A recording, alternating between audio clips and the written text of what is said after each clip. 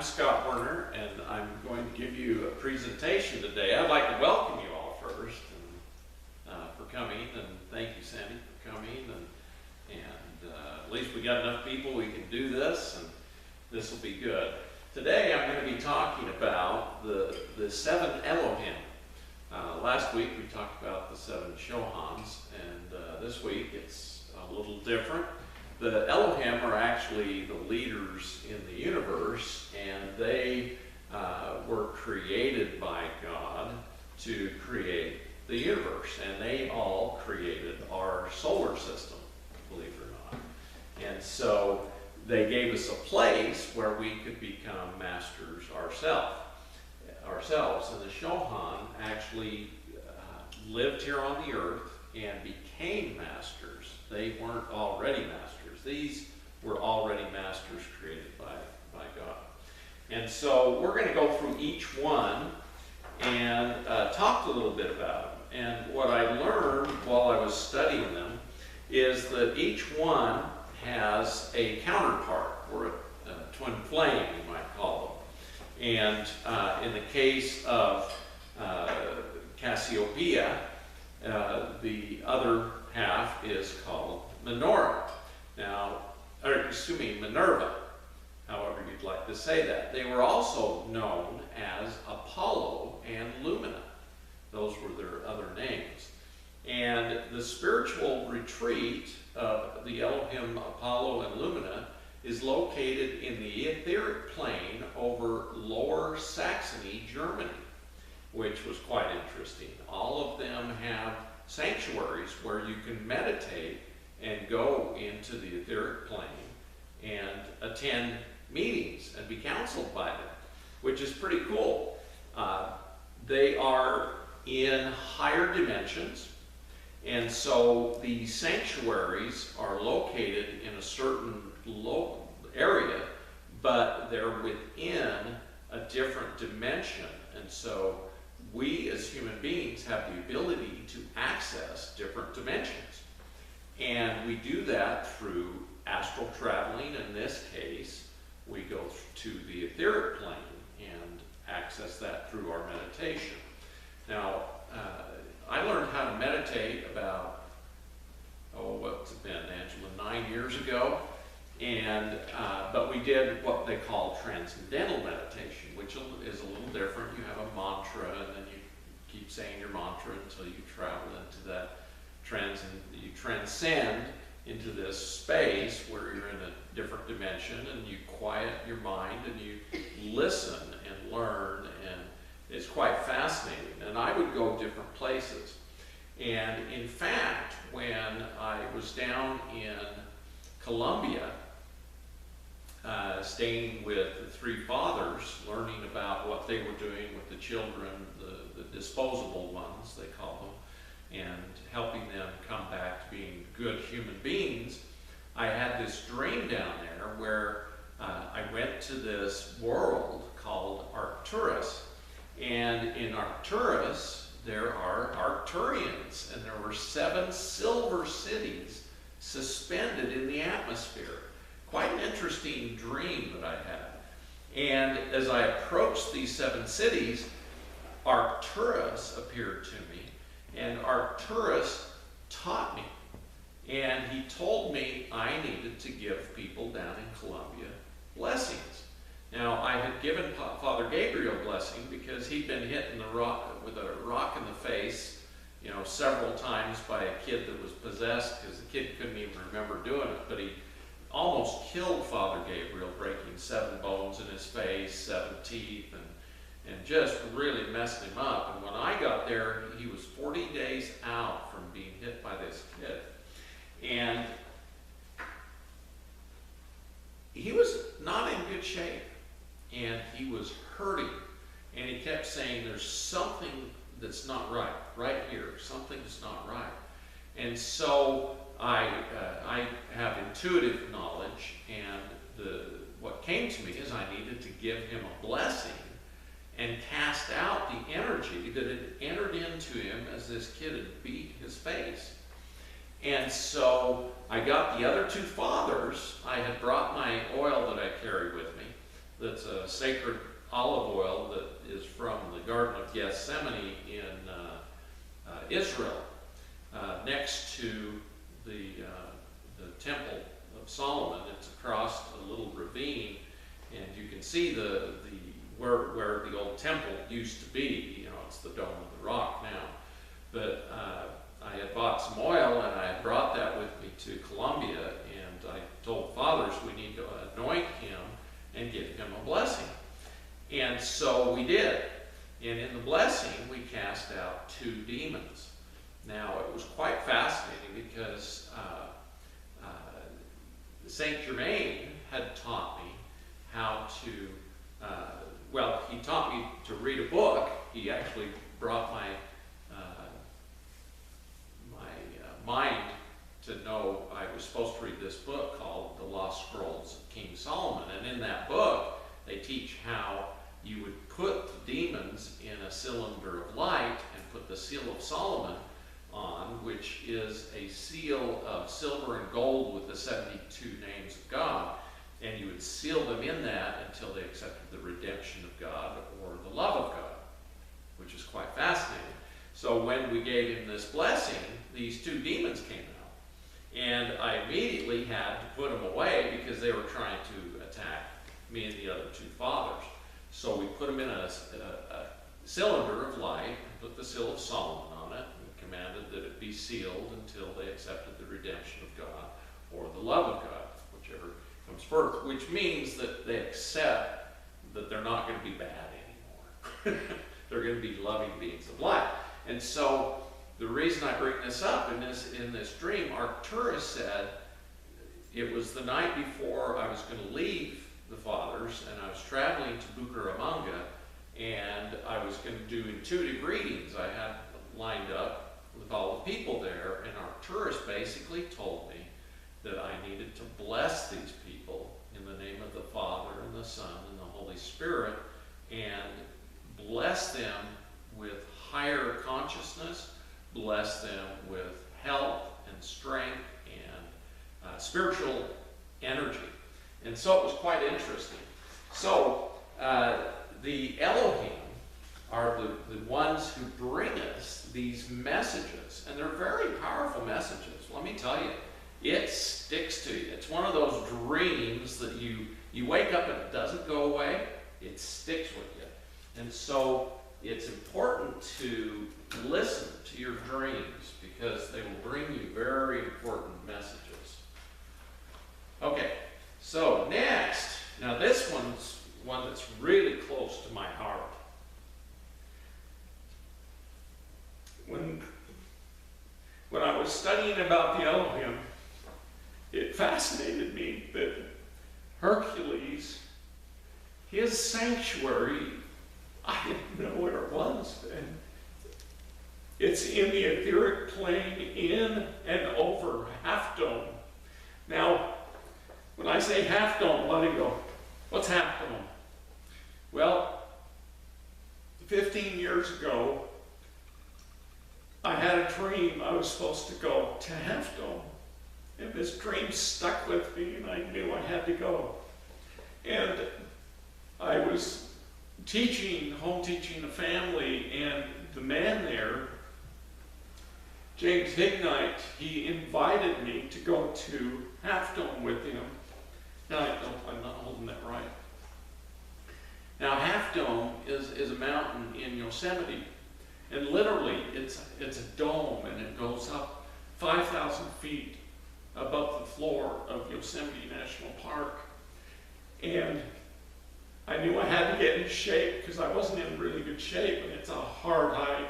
A lot of people have heart attacks on this hike, and I'd heard about that before, but I knew I had to go up Half Dome, and I didn't understand why. And so I prepared. I got out and I started running around the track. I went hiking. I did all kinds of stuff to get in good shape. And every time I saw James, he'd say, "Scott, are you getting ready? Are you getting ready?" And I'm like, "Yeah, I'm getting ready." And so the time came, and we went to Yosemite, and we took our motor home, and we parked in an area there in upper Yosemite, the meadows there. And it was just gorgeous. And the next morning, we were going to go hike this half dome. And I knew I was going to spend the rest of the 7 days there recovering because it's quite a hike.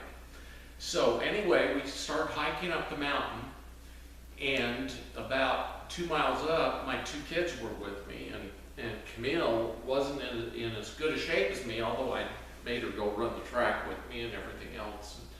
And she was only 12 years old, and she said, my knee's hurting, Dad, I can't go any further. And I said, well, let me take and see what's going on. So I put my hands on her knee. I do Reiki and different things like that, energy medicine. And I put my hands on her knee, and there was this black goo inside her knee. And I said, what is this? And it said, Camille needs to forgive her mother. And we were going through a divorce at the time, and I was trying to work things out. My kids were angry, and I was angry. My wife was angry, and so we were working things out.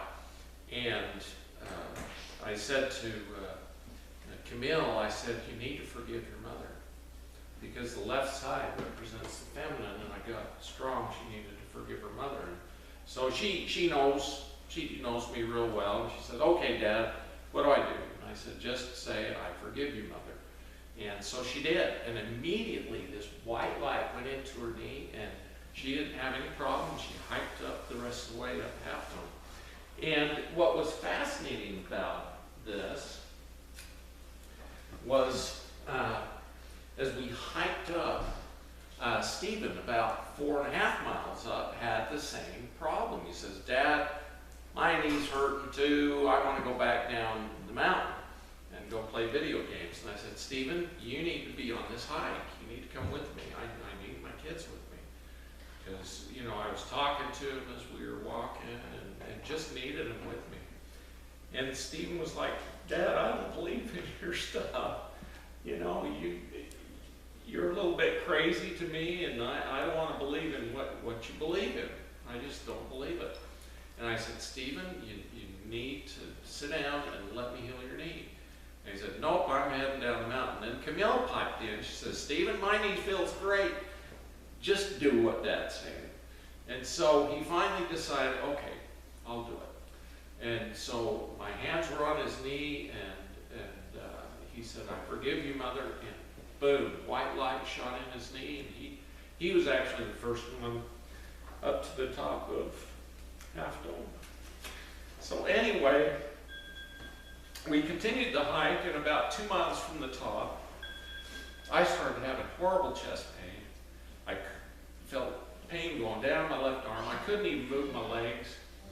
And James, who was worked for the Los Angeles Sheriff's Department for a long time, being he was an EMT. He looked at me and said, Scott, you're having a heart attack. He says, you better lay down. I'll go up the top and have them send a helicopter up to get you. So anyway, I lay down on the ground. I can't move. Camille says, I stopped breathing and started turning purple. And anyway, but I now know who was there for me. It was Hercules. And you know what? He gave me a new heart.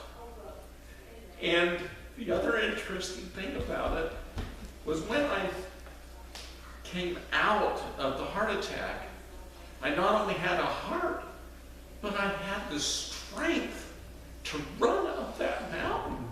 And I tell you, it's the steepest dang thing you've ever come up.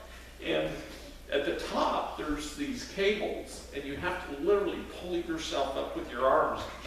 Your legs, you can't even keep them steady on the side because you just slip back down. Stephen started going up, and he kept slipping down. And so I went and climbed up these cables. And literally, I had so much strength. And you think of Hercules, the stories of Hercules, he gives strength to you. Quite an interesting thing.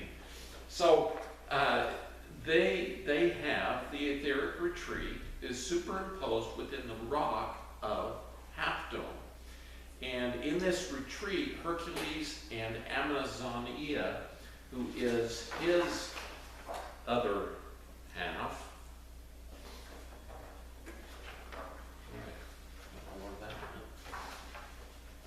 this is Hercules. Oh, excuse me. No, I don't have a picture of Amazonia. But anyway, she is his other flame, and their etheric flames are anchored in physical gemstones. Now, from what I've heard, Half Dome is not only half a dome, but there are gemstones within Half Dome, and they're very powerful stones.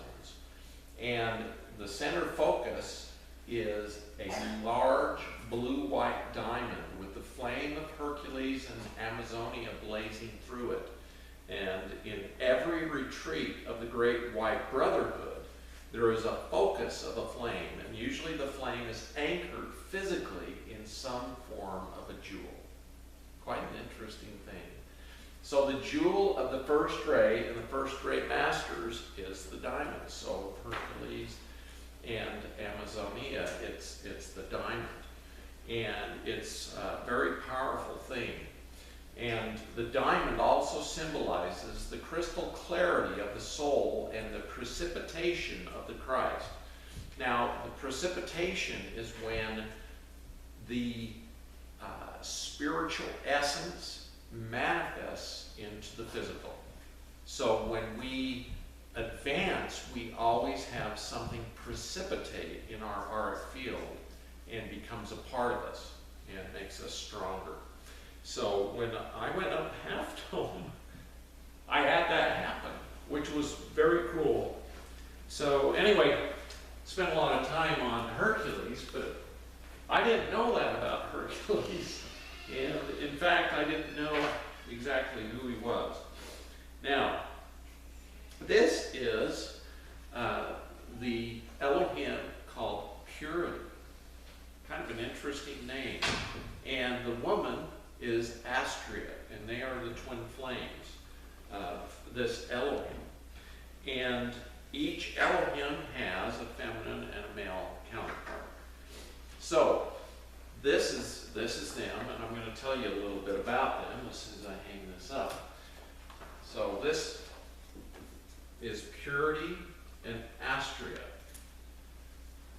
Quite an interesting couple. Now, the retreat of Purity and Astrea is located in the etheric plane over the Gulf of Archangel. Now, I've never heard of this place, but it's the southeast arm of the White Sea in Russia. Quite interesting. So these Elohim are all located in different parts of the planet, and they center their energy there, and they have created an energy that holds the planet together, makes all the ley lines. In fact, they created, the mantle, the crust, everything on the planet, and made it a place where humans in physical form could habitate this planet. So, the etheric focus penetrates with the physical on the nearby plains in that area of Russia. The Elohim have appointed hierarchs in charge of their retreat, masters serving on the blue and white rays. Their legions of white fire and blue lightning angels also tend the retreat and minister unto the flames. So what that means is they take care of the area, they create a good energy. So, when everybody says Russia's bad, it's just people who don't really understand. There's a lot of good things going on in Russia, and they're being caused by Astrea and Purity. Now, if you think about it, Russia has the god of purity helping the country. Now, the Soviet Union fell in order for the energies of purity to become more manifest, which is fantastic. One enters the retreat through a large white pyramid that is above ground. So if you're meditating, you enter a big white pyramid, you'll be in with Purity and Astrea. Does that make sense? Yes, thank you.